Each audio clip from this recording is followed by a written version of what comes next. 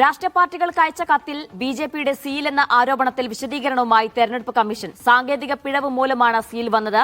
March 12-ന് പിശക് ചൂണ്ടിക്കാട്ടി നിർദ്ദേശം പിൻവലിച്ച അറിയിപ്പ് എല്ലാ പാർട്ടികൾക്കും നൽകിയിട്ടുണ്ട്. 2019-ൽ തെരഞ്ഞെടുപ്പ് കമ്മീഷൻ പുറത്തിറക്കിയ മാർഗനിർദ്ദേശത്തിലാണ് ബിജെപിയുടെ സീൽ വന്നത്. സാങ്കേതിക പിഴവ് ഉയർത്തി തെറ്റായ സന്ദേശം നൽകുന്നത് ഒഴിവാക്കണമെന്നും തെരഞ്ഞെടുപ്പ് കമ്മീഷൻ അറിയിച്ചു. രജീഷ് നരിക്കുനി ചേരുന്ന വിശദാംശങ്ങൾ നൽകാനായി. രജീഷ്, കത്ത് പുറത്തു വന്നതോടെ വ്യാപക വിമർശനമാണ് തെരഞ്ഞെടുപ്പ് കമ്മീഷനെതിരെ ഉണ്ടാകുന്നത്.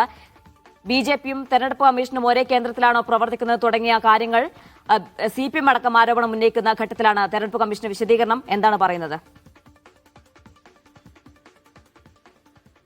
ജിന, ഇപ്പോൾ ഒരു വിശദീകരണമാണ് ഇതുമായി ബന്ധപ്പെട്ട തെരഞ്ഞെടുപ്പ് കമ്മീഷൻ നൽകിയിരിക്കുന്നത്. ഒരു സാങ്കേതിക പിഴവാണ് സംഭവിച്ചിരിക്കുന്നത് എന്നാണ് ഇതുമായി ബന്ധപ്പെട്ട തെരഞ്ഞെടുപ്പ് കമ്മീഷൻ വ്യക്തമാക്കിയിരിക്കുന്നത്. രാഷ്ട്രീയ പാർട്ടികൾക്ക് അയച്ച കത്തിൽ ബിജെപിയുടെ സീൽ വന്നത് അതൊരു ക്ലറിക്കൽ മിസ്റ്റേക്ക് ആണെന്നാണ് ഇതുമായി ബന്ധപ്പെട്ട് ചൂണ്ടിക്കാണിക്കുന്നത്. അതായത് ഒരു സാങ്കേതിക പിഴവ് മൂലമാണ് അങ്ങനെ സംഭവിച്ചതെന്നാണ് ഇതുമായി ബന്ധപ്പെട്ട് ചൂണ്ടിക്കാണിക്കുന്നത്.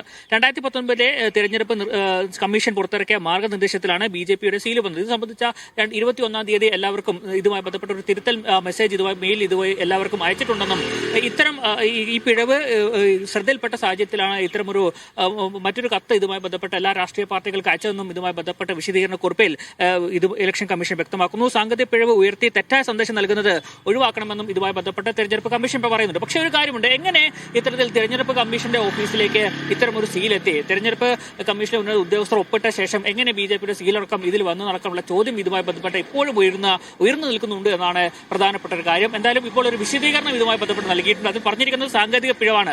സാങ്കേതിക പിഴവെന്ന് പറയുമ്പോഴും തെരഞ്ഞെടുപ്പ് കമ്മീഷന്റെ ഭാഗത്തുനിന്നും തെറ്റ് സംഭവിച്ചു എന്നുകൂടി നമ്മൾ ഇതുമായി ബന്ധപ്പെട്ട് കൂട്ടി വായിക്കേണ്ടതുണ്ട്. ജിന.